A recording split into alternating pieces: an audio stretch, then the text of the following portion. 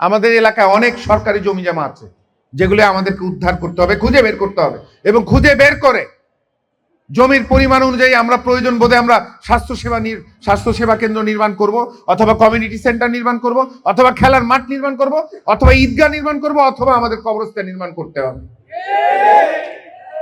আমি যেই কথাটি বলতে গিয়ে অন্য কথায় চলে গিয়েছি, যে এলাকার শাসন ব্যবস্থা, আমি এই বিষয়টির উপর অনেক অনেক অনেক বেশি গুরুত্ব দিতে চাই। দেশনেত্রী বেগম খালেদা জিয়া এবং তারেক রহমান তাদের বক্তব্যে আপনারা শুনেছেন যে তারা বারবার বলেছে দেশের মানুষের কাছে দেশের মানুষের ক্ষমতা ফিরিয়ে দিতে চাই।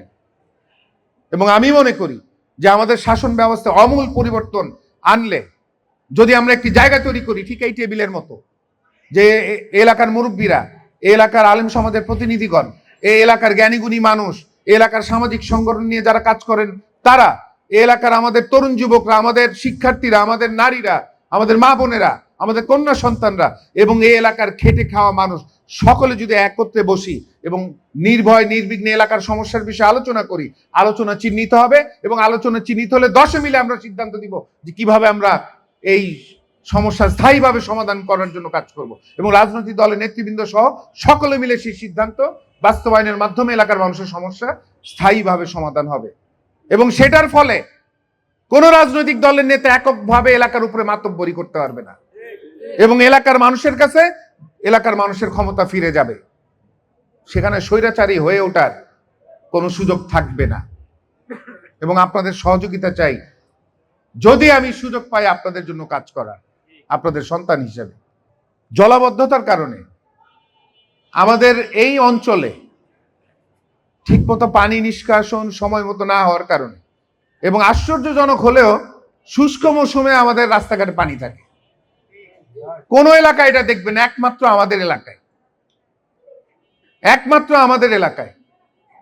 এবং এই পানিবাহিত রোগের কারণে এবং এই চিকুনগুনিয়া, আমাদের ডেঙ্গু মশার কামড়ে আমাদের স্বজনরা মৃত্যুবরণ করছে দিনে দিনে।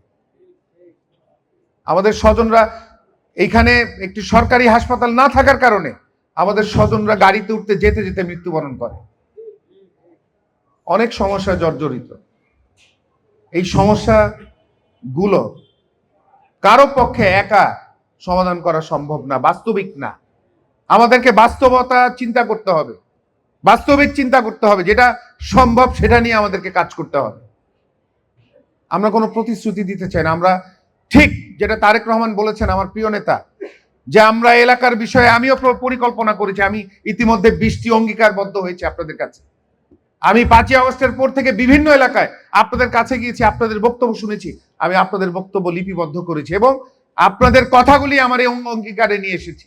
এখানে আমার নিজের কোনো কথা নেই, এই এলাকার মানুষের কথা। এই 20টি অঙ্গীকার আমরা সকলে মিলে যদি কাজ করি, এলাকার অনেক সমস্যার সমাধান হয়ে যাবে।